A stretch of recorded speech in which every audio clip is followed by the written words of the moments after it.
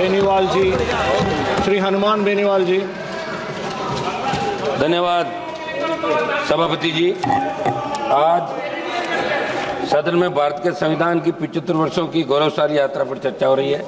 सभापति जी, सदन के साथी विद्वान सदस्यों ने पक्ष विपक्ष दोनों तरफ से, और खुशी की बात यह भी है कि 7 घंटे से अलग अलग विचार आए, उधर से भी आए, इधर से भी आए, और सारी बात खुल के आई। निश्चित रूप से वर्ल्ड के अंदर हिंदुस्तान सबसे बड़ा लोकतांत्रिक देश है और दूसरे देश हिंदुस्तान को फॉलो करते हैं। प्रत्येक धर्मनिरपेक्ष देश भी है, या प्रत्येक धर्म को मानने की एक हर व्यक्ति की आज़ादी है।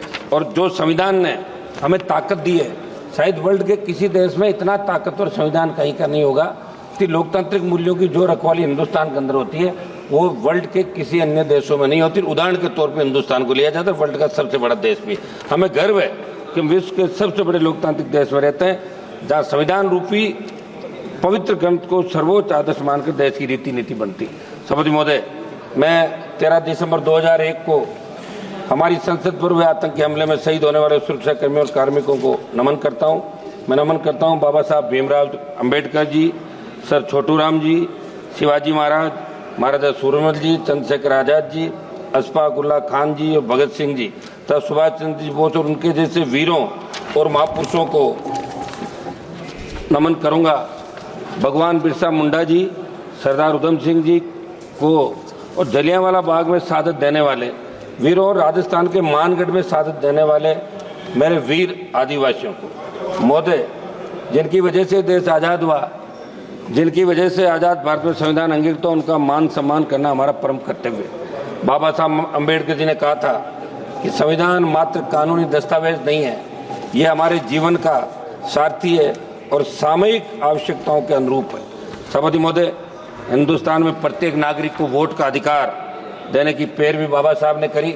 उस समय जब संविधान प्रारूप समिति के सामने मामला आया, जब अंग्रेजों के जाने के बाद, तब ये बात चली थी कि वोट का अधिकार पढ़े लिखे लोगों को मिले या जमींदारों को मिले या दूसरों को मिले, उस जाति के लोगों को मिले। तब बाबा साहब ने इस बात को कहा, व्यापारी को मिले, तब कहा कि वोट का अधिकार प्रत्येक व्यक्ति को मिलना चाहिए जो हिंदुस्तान के अंदर पैदा हुआ और जिसने इस गुलामी के जंजीरों के अंदर जकड़न, चाहे अंग्रेजों का राज था, उससे पहले जो जितने भी काल आए जहाँ हिंदुस्तान का नागरिक गुलामी के अंदर सांसें ले रहा था, लेकिन प्रत्येक व्यक्ति को वोट का अधिकार मिले। बाबा साहब ने वोट का अधिकार प्रत्येक व्यक्ति को दिलाया, जिसकी बदौलत आज हम और आप सब इस पार्लियामेंट के अंदर बैठे हैं। मैं बाबा साहब ने कहा कि सदियों से गुलामी की जंजीरों में जकड़े प्रत्येक व्यक्ति को वोट का अधिकार मिले तो अपने मनमाफिक सरकार का वो चुनाव कर सके। सभापति महोदय, संसद हमले की बरसी मनाई जा रही है।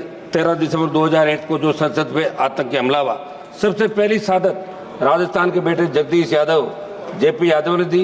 राजस्थान में सीकर से अलग होकर बने नीम का थाना के रहने वाले जेपी यादव आतंकियों से शेर की तरह लड़कर वीर गति को प्राप्त हुए। सभापति महोदय, 26 नवंबर 1949 को हम भारत के लोगों ने स्वतंत्र भारत के संविधान को अंगीकृत, अनियमित और आत्मसमर्पित करने का संकल्प लिया था। संविधान की इस गौरवमय यात्रा को आगे बढ़ते बढ़ते जब हम देखते हैं तो नजर आता है कि देश के किसी न किसी कोने के अंदर हमारे दलित भाई, पिछड़ा भाई, हमारा आदिवासी भाई समानता के अधिकार को हासिल करने को जूझ रहा है। राजस्थान की मैं बात करूंगा, जालोर जिले के साइला तहसील के सुराना गांव में कथित तौर पर पानी की मटकी को छूने पर हुई पिटाई के अंदर एक 9वीं क्लास का बच्चा इंद्र मेघवाल, जिसकी मौत हो गई। मैं खुद मौके पर गया था। पाली के सरकारी हॉस्पिटल में कोविड हेल्थ सहायक जितेंद्र मेघवाल की हत्या इसलिए कर दी कि आप मुँह नहीं रख सकते, मुँह रखने अधिकार। एक मिनट साहब, बात तो करने दें, ऐसे क्या कर रहे हैं आप? केवल इस बात के लिए कर दी क्योंकि वो मुँह चकता था। हाल ही में बालोतरा में गिरजाराम मेघवाल की हत्या कुछ लोगों ने कर दी। मेरे क्षेत्र की खींवसर विधानसभा क्षेत्र के तांतवास गांव में मेघवाल समाज के परिवारों को दबंगों ने पीटा, मगर कोई कार्रवाई वहां की पुलिस नहीं कर रही, जहाँ राजस्थान के अंदर आपकी सरकार आती है।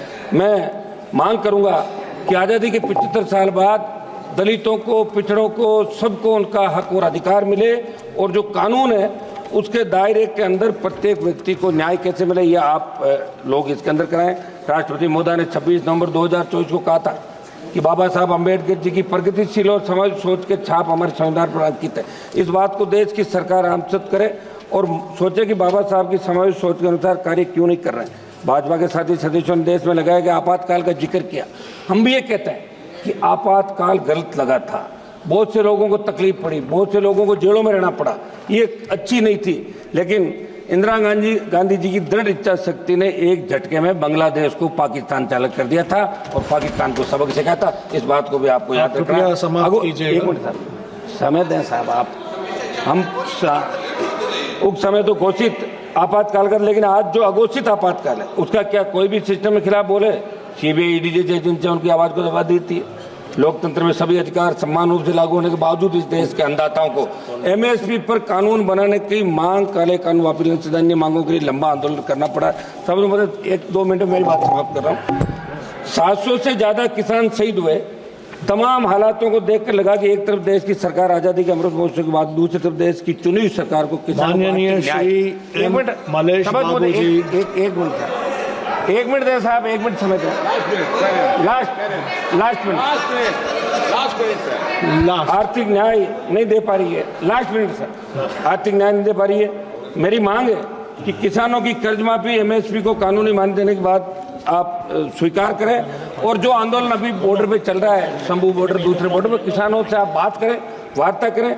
संविधान में सहमति और असहमति दोनों को एक समान मूल्य के रूप में देखा गया, लेकिन आज क्या हालात? कोई भी सांसद, कोई नेता, कोई भी व्यक्ति सरकार के निर्णय से असहमति व्यक्त करता है तो उसे दुश्मन की नजर से देखा जाता है। ये ठीक नहीं है। सभापति जी, मैं अंतिम कंक्लूड कर रहा हूँ। एक मिनट मेरा समय सर। मणिपुर देश का राज्य है। हमारे भाई साथियों ने मणिपुर का हालात विस्तार से बात की। पूछना चाहूंगा कि संविधान कानून हो बावजूद मणिपुर में हालात में कब सुधार होगा? संविधान समान। माननीय श्री एम मलेश बाबू जी, ऑनरेबल स्पीकर सर,